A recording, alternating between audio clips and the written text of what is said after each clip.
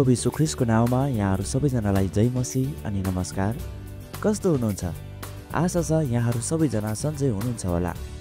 परमेश्वरको उत्साहजनक वचन तथा व्यावहारिक सन्देशहरूबाट यहाँहरू आशिषित हुनुभएको होस् भन्ने उद्देश्यका साथ प्रसारण हुने यो नौलो नेपाली रेडियो कार्यक्रम द ब्लेसेड लाइफलाई प्रतीक्षा गरिरहनुभएका सम्पूर्ण श्रोताबिनहरूलाई हामी आजको यस कार्यक्रममा स्वागत गर्न चाहन्छौँ। यो कार्यक्रम यहाँहरूले प्रत्येक हप्ताको बुधबार बेलुकी 8 बजेदेखि गुड न्युज एफएम 105.1 मेगाहर्जबाट सुन्न सक्नुहुनेछ र यस कार्यक्रमको पुनः प्रसारण यहाँहरूले हाम्रो युट्युब च्यानल द ब्लेसेड लाइफमा गएर पनि सुन्न सक्नुहुनेछ। आउनुहोस् हामी सुरु गर्नेछौँ आजको कार्यक्रम।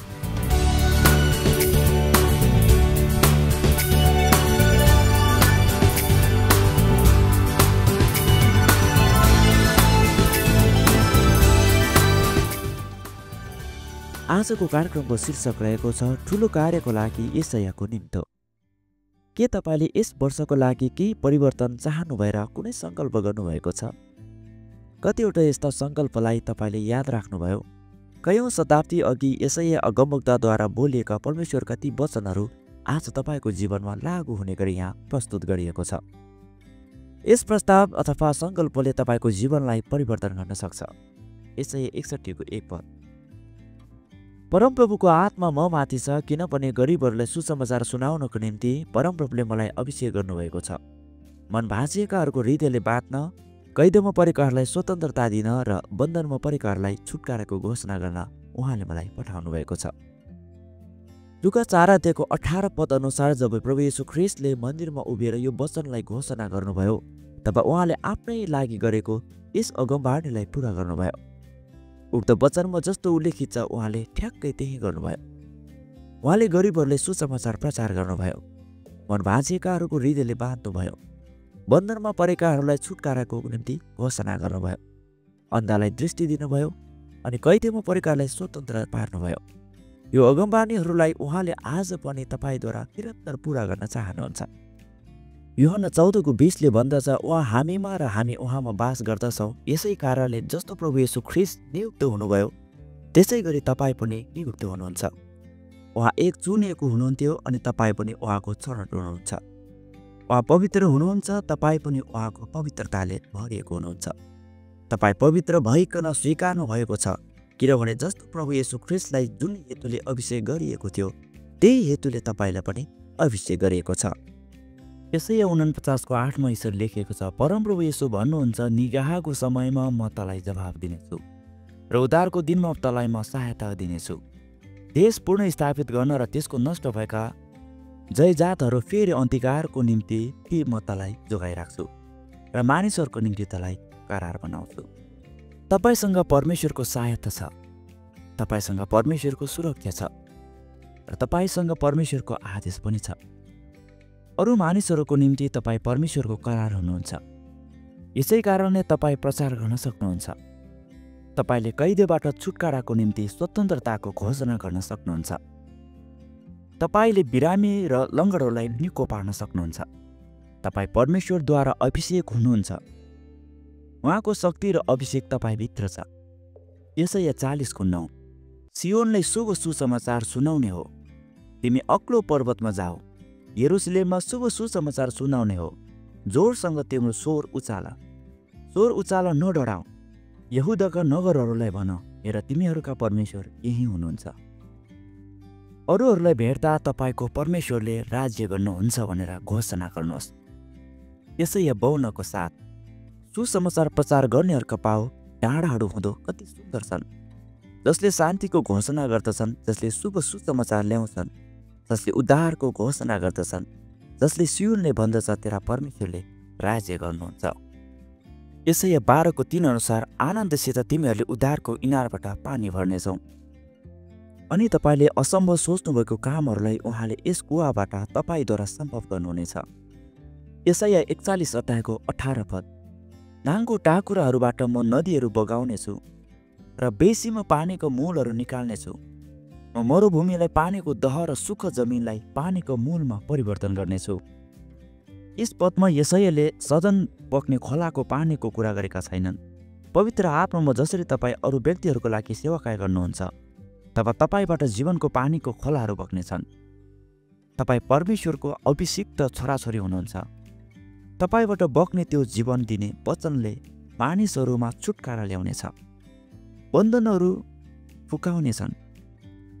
फुकाइनेछन्, रोगीहरू निको पार्नेछन् र शान्ति ल्याउनेछन्। याद राख्नुहोस्, तपाईँ उहाँको छनौट हुनुहुन्छ। उहाँबाट नदी बग्न दिन अझै नै निश्चित गर्नुहोस्। बधाई छ यहाँलाई, तपाईँ विश्वासी हुनुभएको छ। उहाँबाट सुन्न र परिवर्तन हुन आफ्नो हृदयले खोल्नुहोस्। तपाईँ अत्यन्तै शानदार यात्रा सुरु गर्दै हुनुहुन्छ अनि तपाईँ एक्लो हुनुहुन्न। हामीलाई पत्रचार गर्न नभुल्नुहोला, किनभने हामी तपाईँको वास्ता गर्दछौँ।